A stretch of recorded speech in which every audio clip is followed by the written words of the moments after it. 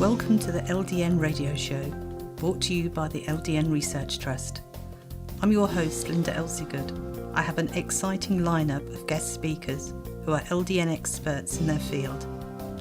We will be discussing low-dose naltrexone and its many uses in autoimmune diseases, cancers, etc. Thank you for joining us.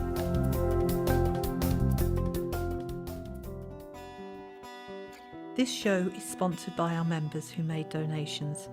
We'd like to give them a very big thank you.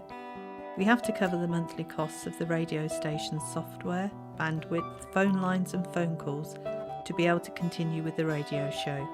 And thank you for listening. Today my guest is Jill Brook, who's a nutritionist and researcher. Not only that, she's one of the LDN Research Trust's advisors. Thank you for joining us today, Jill. Thank you for having me today, Linda. Now, would you like to tell everybody about the really exciting project we have just started? I would love to, because I agree that it's very exciting. I hope it has a lot to offer everybody. And that is a whole new section of the website called the LDN Nutrition and Lifestyle section. So we are going to be having 4 new websites, actually, that are going to hopefully all be helping people to do the things they can do to make their LDN work better and to help people feel better above and beyond what the LDN can do. So it's going to consist of a nutrition and lifestyle blog where we'll share articles that are written by me. It'll have a section with nutrition research findings where I will link to articles that I think have really practical findings that people should know about and put to use. And I will write a 1-sentence summary of each one and then link to the article so people can read the whole thing if they want to. Third, there's going to be a question and answer section where people can send in their questions, and if I know the answer offhand, I'll answer it, but more likely I'll go off and do some research and share what I learned. And then finally, the 4th section will just be recipes where we can all share what's working for us. And I know we all have different food restrictions and intolerances and preferences, but we can all share so that we can get new ideas and see what's working for other people. So I think this will be exciting and a lot of new information. And probably what people are saying at this point is, why does the world need one more health and wellness hub of information? And I know that you and I did a lot of thinking about that. And I think there's actually pretty good reason why we are excited to have a place for LDN-related health, wellness, nutrition, and lifestyle information. The first is that these things can make a big difference to all the things that LDN patients care about: pain, inflammation, healing, mood, autoimmunity, fibromyalgia, chronic fatigue, all of that stuff. And a lot of these things do make a difference to how the LDN works for us. So we can get more out of the LDN if we get some of these other things right. And we've already written one article about eating to help LDN help you, where it shows some of the things that LDN practitioners believe make a difference. Because we know that after patients hear all the hype about LDN and hear the miracles that it worked for other people after so many other treatments failed, it can be really disappointing to have LDN not work, up to your expectations.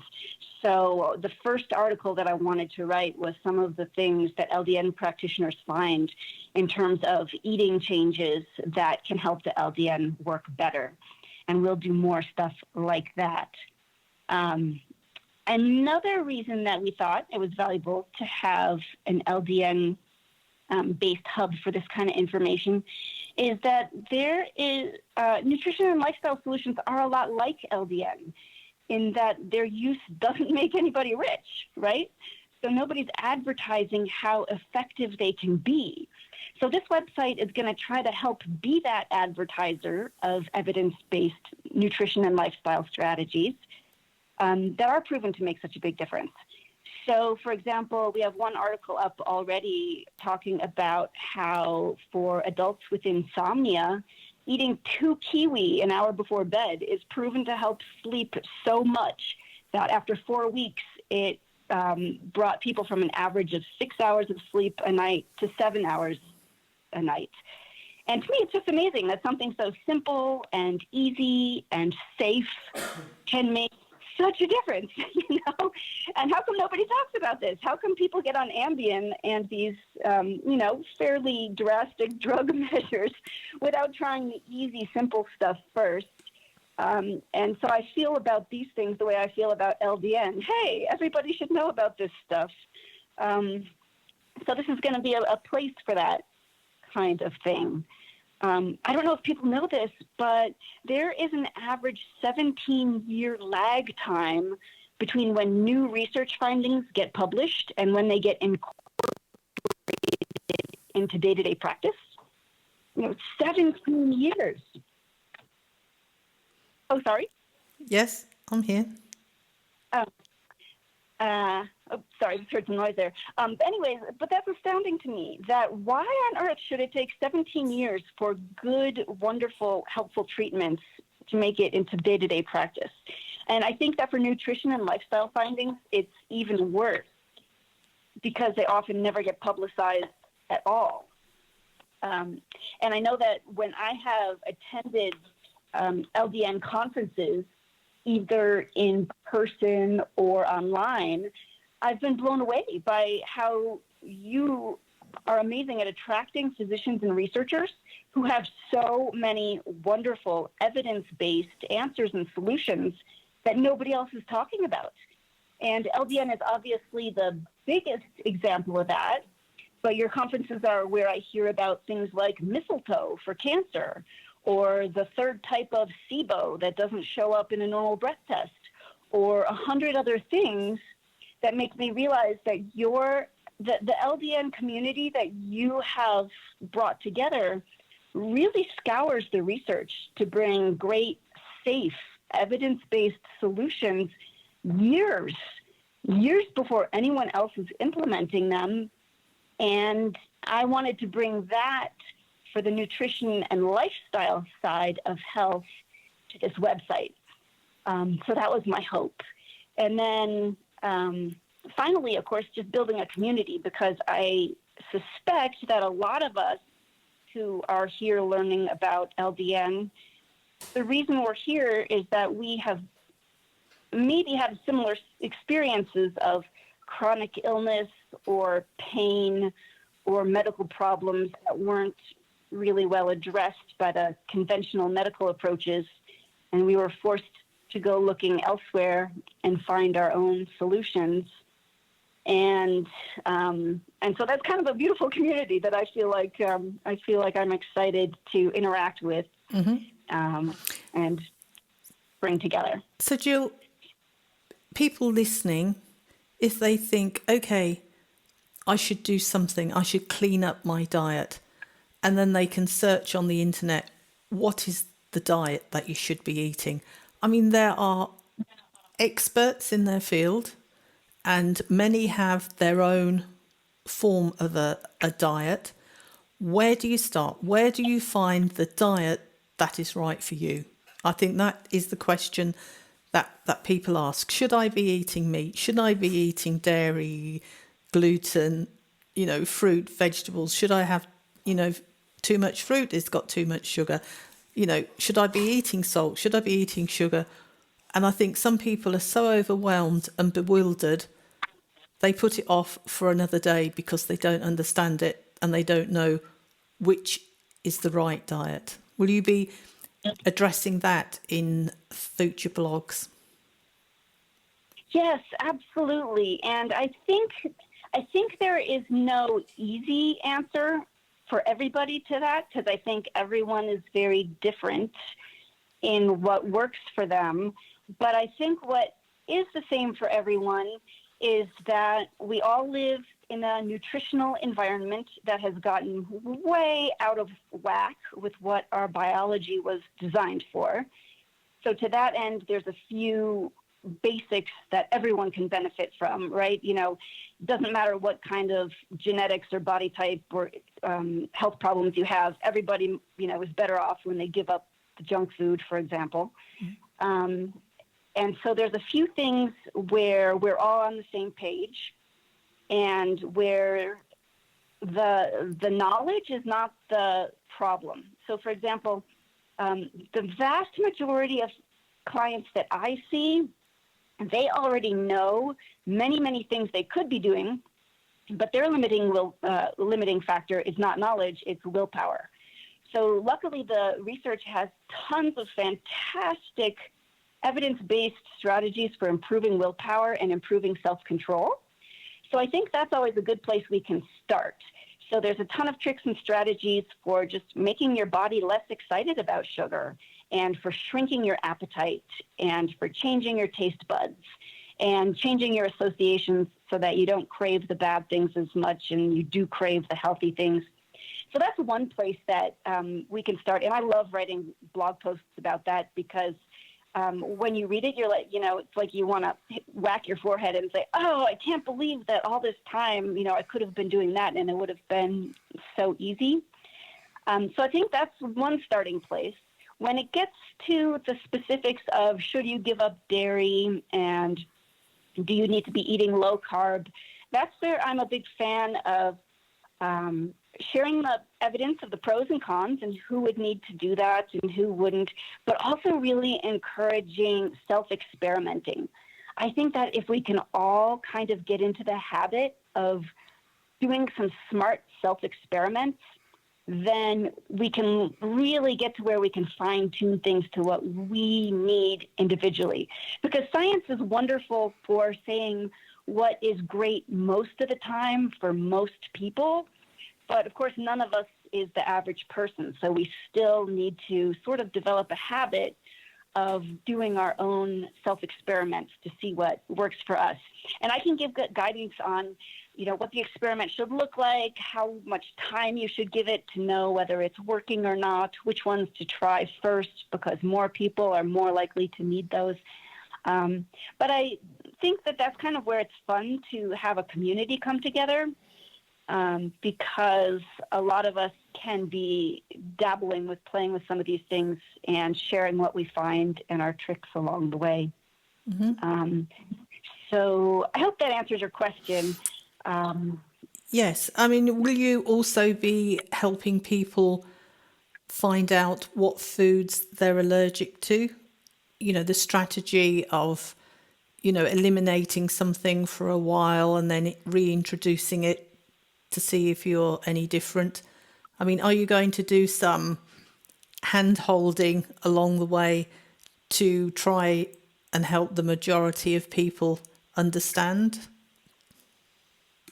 I think that's great. Yeah, I'm really open to that. I hope that people will give me lots of feedback about what they're looking for, because I think it sounds really fun if we had people interested in going on a little bit of a journey together where, yeah, maybe we all do an elimination diet together and we can support one another, and I can write blog articles about it. I can share the research findings, do the Q&A, and I would love to have people share the recipes that are, you know, working for them. And I think a big part of this will be guided by some of the questions we get asked and the feedback that we receive. But I think that would be really great to do something like that. I would love that, yeah. Mm-hmm. And of course, the myth being you need a low-fat diet. You know, if it's got fat in it, it's not good for you. You know, have diet drinks, have low-fat yogurts, all of these kind of things. But that isn't necessarily true, is it, Jill? No, and it kind of breaks my heart that was such a dominant narrative for decades, because I think it really did a lot of damage. And I'll be the first to say that nobody should listen to the USDA for any dietary advice, because they have proven themselves to be so wrong for so long, and to not be representing the best interests of health. So yes, that they're learning now that fat is really important, and that especially, for someone with certain kinds of disorders, you cannot heal without the right kinds of fat. And so I think that's why it's important that we stay up on the latest, greatest research. And, I mentioned that there's oftentimes a 17-year lag between the greatest research and the day-to-day practice. And that's just one example of where, if you are following the research from 17 years ago, you could be really doing more harm than good. And it's lamentable that a lot of health authorities are still promoting what research says is wrong nowadays. Mm-hmm. So yeah, you're spot on. I mean, if you think of, say, 70 years ago, when my mother was young, I mean, butter was in a block. It was hard. They didn't have fridges, they had larders, and you couldn't spread it. You had to let the butter melt. Nowadays, you can have spreadable butters. Why is it spreadable? Because it's got lots of additives in it. We have processed foods now, which they didn't have. We don't eat as cleanly, do we, as that generation where it was fresh fruit and vegetables and fresh meat. We do eat meat, cheese, all produce. I mean, you can go to the supermarket and buy salad in a bag, and sometimes you can tell it's had something added to it to make it last longer on the shelves. It's not purely natural, is it? Even though it's, vegetables. Yeah, you're so right. And this is an area that I am very interested in right now. The chemicals that show up everywhere and how we can do a better job of avoiding them, because the research is showing more and more that a lot of these chemicals are very damaging, and the obesity epidemic may largely be due more to some of these chemicals than calories in some cases. And not just that, but autoimmunity being related to some of the chemicals that can get into our tissues and make it so that our immune systems, aren't seeing pure human tissue anymore. They're seeing human tissue that's infused with microplastic or flame retardant chemicals. And so there's some pretty good hypotheses out there nowadays that when your immune system doesn't recognize your own tissue as human tissue, that could be part of the problem, why it, starts attacking. There's just so many examples nowadays of how chemicals do not get enough safety testing before they get put into the environment. They can appear places that we would never dream that we would get so much exposure. You would never guess that your lotion and your shampoo and that your sunscreen could have so many truly, truly toxic chemicals. We'd like to think somebody's keeping an eye out on that for us and making sure that we're protected from that. But the way that the government does its regulations, there's way less testing than you'd ever guess.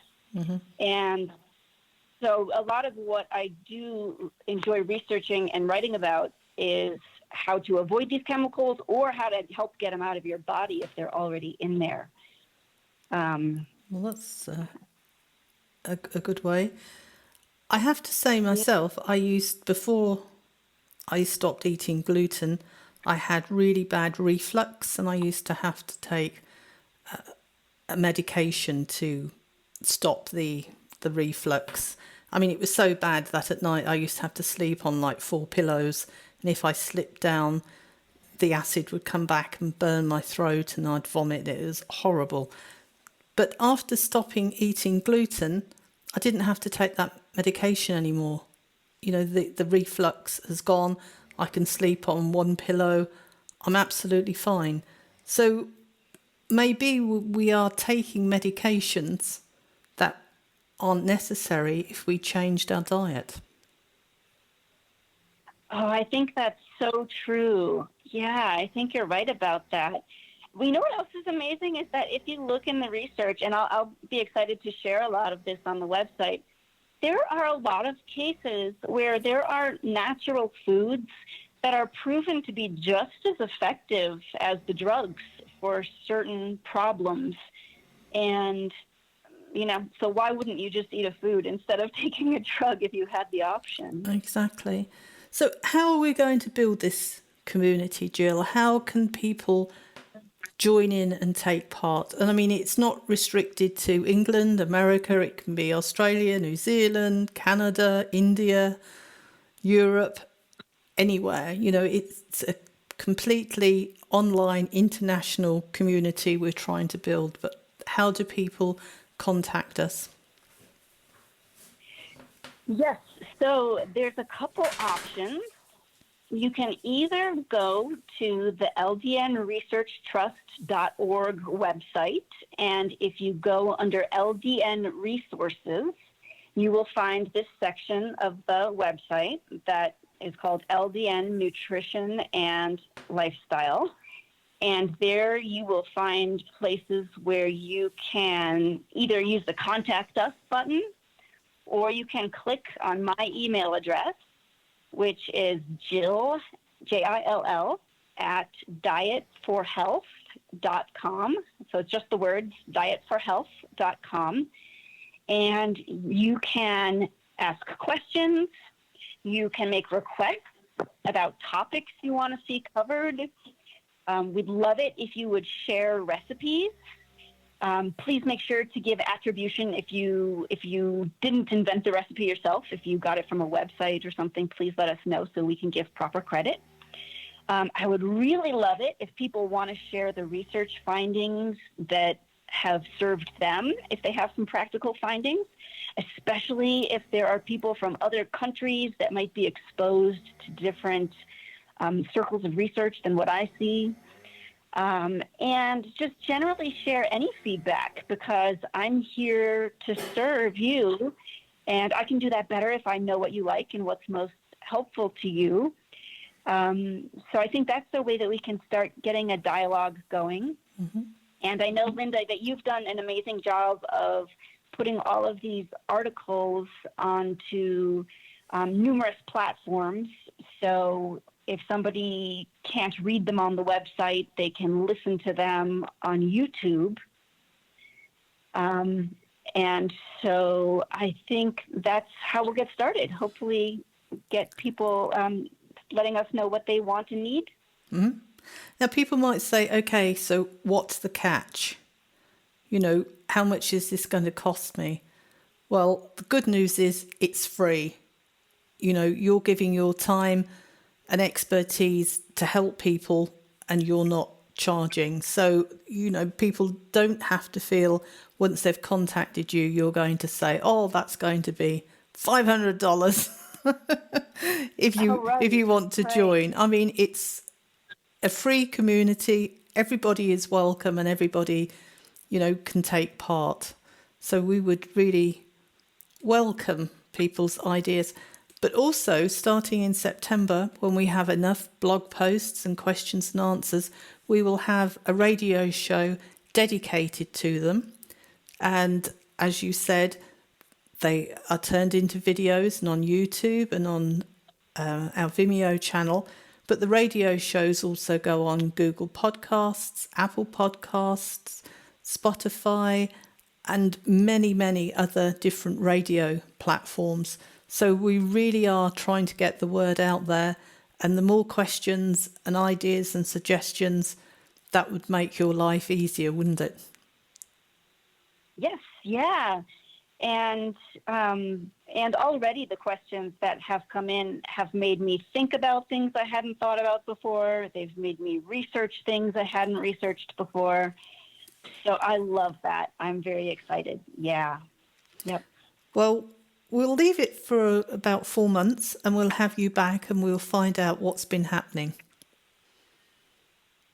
Okay. Well, I'm very excited, and I hope you know, Linda, that I think so highly of the LDN Research Trust, and I am very honored to be part of it, and I'm excited to join with the other people who are part of this journey to feel better, and it's just a beautiful thing in the world. So thanks for letting me be part of it.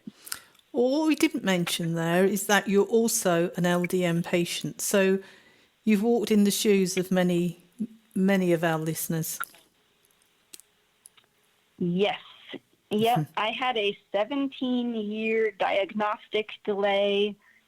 I had, dozens of doctors that were not able to help me.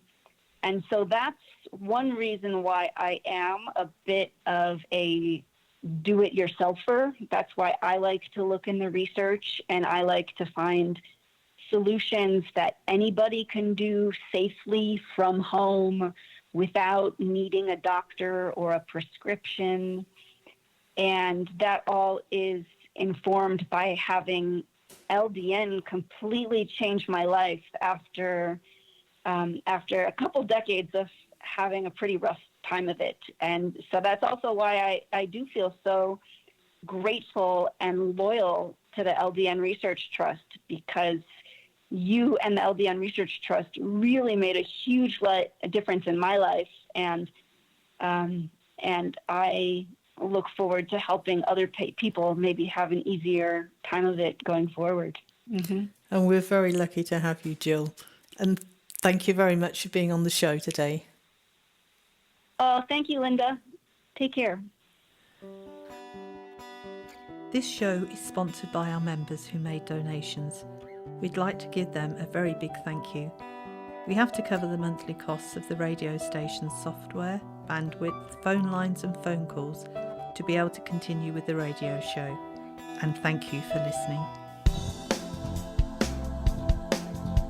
Any questions or comments you may have, please email me, Linda, Linda, at ldnrt.org. I look forward to hearing from you. Thank you for joining us today. We really appreciated your company. Until next time, stay safe and keep well.